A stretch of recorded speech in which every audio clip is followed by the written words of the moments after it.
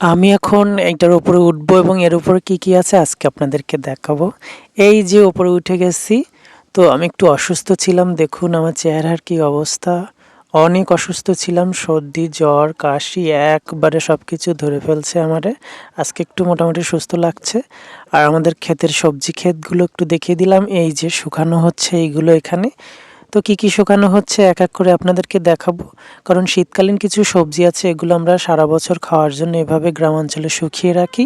তো প্রথমে আপনাদের দেখাচ্ছি আমলকি শুকানো। এই আমলকিগুলো আমি কেটে সুন্দর করে লবণ মাখিয়ে শুকাতে দিচ্ছি। আর এই যে কুলাতে শুকানো আছে, আমি নেড়ে চেড়ে, এটা হচ্ছে বাঁধাকপি, পাতাকপি বলি আমরা যেটা। আর এটা কিন্তু কাঁচা হলুদ, আমাদের ক্ষেতের কাঁচা হলুদ এখানে শুকানো হচ্ছে। আর ওই যে আরও কিছু আমলকি কেটে দিয়েছি, অনেকগুলো আমলকি একবারে কেটেছিলাম, তো দুইটা পাত্রে শুকাচ্ছি।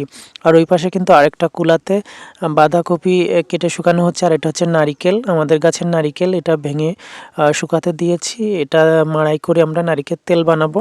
আমরা দোকানের কেনা তেল কখনো ইউজ করি না, আমাদের বাড়ির নারিকেল তেল। মোটামুটি এইগুলো হচ্ছে আমাদের এই ইটের উপরে শুকানো হচ্ছে। আর এইখানে কিন্তু একটা কুল গাছ আছে, আমাদের 4-5টা কুল গাছ আছে।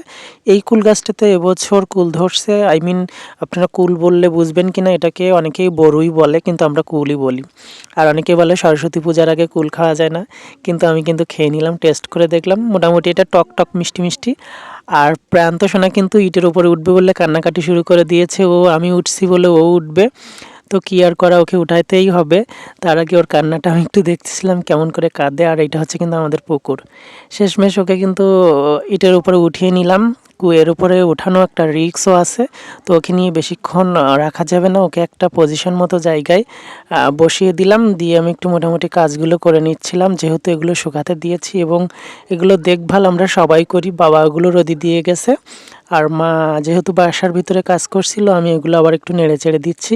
কারণ সূর্যের আলো প্রপার যদি এর উপরে না পড়ে, তাহলে এগুলো ঠিকঠাকভাবে শুকানো হবে না বা শুকাবে না।